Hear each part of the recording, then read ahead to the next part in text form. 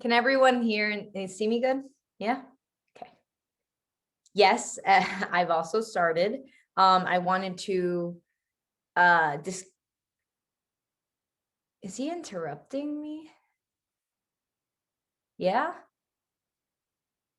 Can he hear that the Zoom room you are viewing this performance in is made possible by an LCD screen, liquid crystal display? It is quite literally the reason I am able to speak. And in case you've ever been wondering, Shakespeare's best work came during the height of the infectious disease as the plague infested England. Yeah. I hate to admit it, but as a child, I had a wild imagination. I dreamed to create like Shakespeare. But this pandemic taught me that a virtual audience would never be an outlet for women. It was as if our very success was isolated during the uninfected, undetectable virus. There is no place for women because the computer is mankind's greatest invention, and it decodes you, forms you into nothing but a malfunctioning group because the internet is dominated by a male domain, and your name means nothing.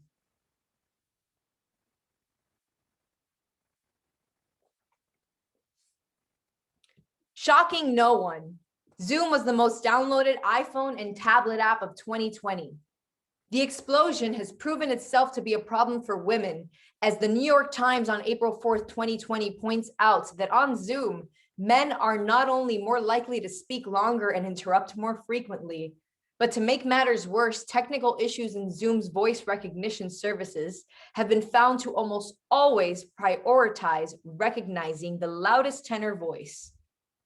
Or in other words, a man's, proving that the shift in video conferencing software has reinforced the already existing hardship for women, as we are once again expected to speak in an environment that is formed for us to be shut down and spoken over. With some luck, we are coming to the end of this global pandemic, but the truth is that the last year, the only place we have been given to communicate, to celebrate, and to compete is on this software, on Zoom. So using the poetry, Tech No No by Jesus Raphael, Femicide by Chicago, Me, Myself, and I by Adriana Brown, and The Art of Sound by Miriam Ravello, a program. Because here, I do not need a mute button to feel silenced.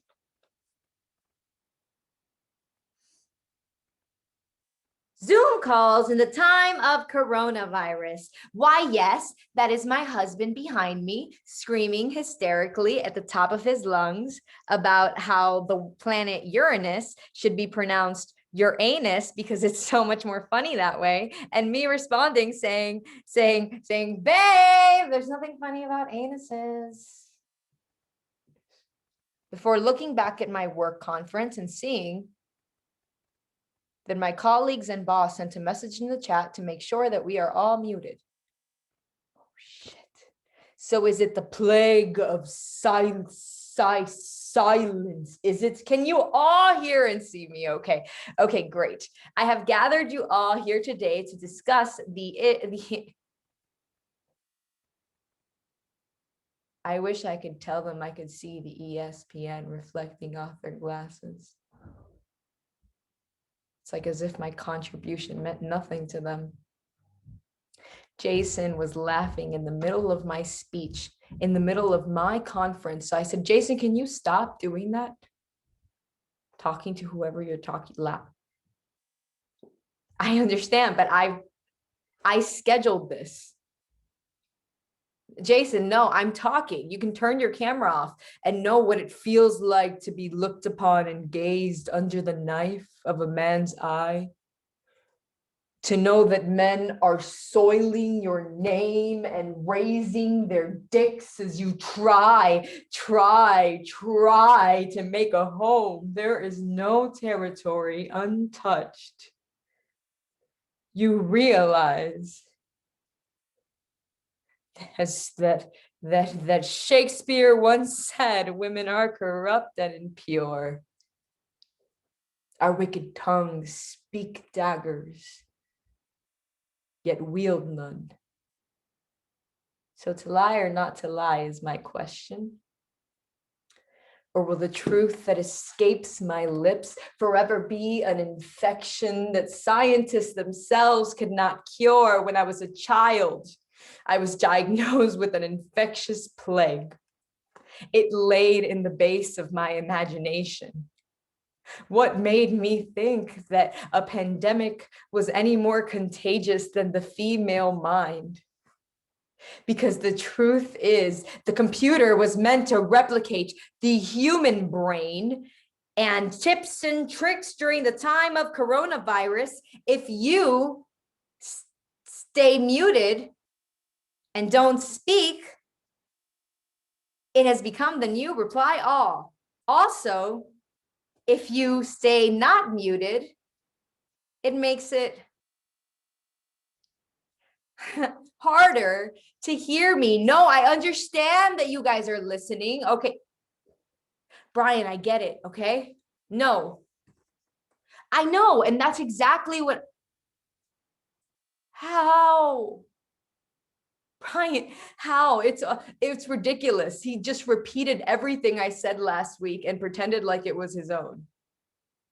As if he didn't see my words. If I wore green on a virtual background, would that make it any more visible? Like seriously, like they didn't see me last week when I first clicked the raise hand option and tried to get this message across. But the problem is mankind's greatest invention was meant to be a she. And she was created as beautiful. She was a mathematical intervention inscribed to mesmerize our eyes, but she was meant to be viewed in nothing other than 2D. And men were the Trojan horses in its very security system. They were the ones infusing the computer's voices with background noise, because ever since the beginning, they've created their own megaphones. That's the problem. Men spread their legs no matter the environment. Sexism in tech is as old as Shakespeare once sent a message to all male internet users. He asked them to hijack our web pages, code out our voices, because since the early ages, feminism was a threat. These are the very same men who spread this virtual plague in the first place. Shakespeare's descendants spread this virus, dominating the planet, the World Wide Web, the Zoom room that you are viewing this in. LCD stands for liquid crystal display, right? But no crystallized image could harden the liquid base. The place I am meant to speak is unstable. It easily evaporates because this is not a fucking room.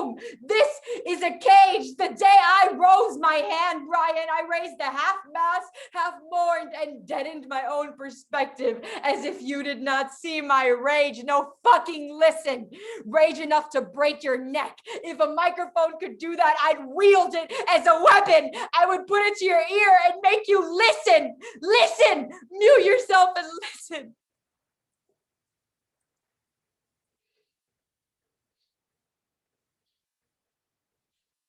My grandmother told me that if I ever got kidnapped, I better know how to scream loud enough to break all of the neighbors' window screens. To all the women who did not scream loud enough, let us lay beside your silence.